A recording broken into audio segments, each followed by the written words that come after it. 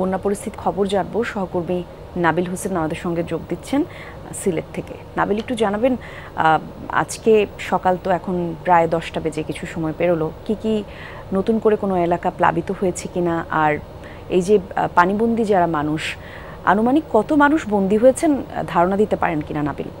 স্বাস্থ্য এবং স্বাদের মধ্যে চমৎকার একটা ব্যালেন্স করে পীর প্রিমিয়াম আয়োডাইজড লবণ। জেলা প্রশাসনের তথ্য মতে তো প্রায় আসলে 20 লাখের বেশি মানুষ আসলে এখন বন্যা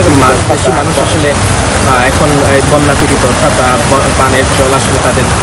আর আসলে আশ্রয় কেন্দ্র প্রায় 700টির মতো আশ্রয় কেন্দ্র খোলা হয়েছে সিলেট নগর সহ সিলেটের 13টি উপজেলা, এবং এর মধ্যে প্রায় 2 লাখের মানুষ আসলে আশ্রয় কেন্দ্রে আছেন বলে জেলা প্রশাসন আমাদের জানিয়েছে। আমরা এই মুহূর্তে আছি সিলেটের তালতলা এলাকা, এবং এটি একটি খুব গুরুত্বপূর্ণ এলাকা, কারণ এখানে ফায়ার সার্ভিস স্টেশন রয়েছে, বাংলাদেশ ব্যাংকের সিলেটের কার্যালয় রয়েছে। আমরা বাংলাদেশ ব্যাংক সিলেট কার্যালয়ের সামনে যে ফটক, তার সামনে আছে, নিশ্চয়ই দেখতে পাচ্ছেন, এটি আসলে যে বন্যার পানি সেটি এই কার্যালয়ের ভেতরে আসলে প্রবেশ করতে শুরু করেছে। যদিও কার্যালয়টা বেশ উঁচু, কিন্তু ভেতরের যে প্রবেশ মুখ, সেই প্রবেশ মুখের ভেতরে কিন্তু পানি প্রবেশ করেছে, এবং এই তালতলা এলাকার চারদিকে এখন পানি থই থই করছে, এবং সময় যত গড়াচ্ছে পানি কিন্তু বাড়ছে। তার মূল কারণ হচ্ছে সিলেটের সুরমা নদীর যে সিলেট পয়েন্ট, অর্থাৎ শহরের পাশ দিয়ে যে আসলে নদীটি বয়ে গেছে, সেই পানি কিন্তু বৃদ্ধি পাচ্ছে।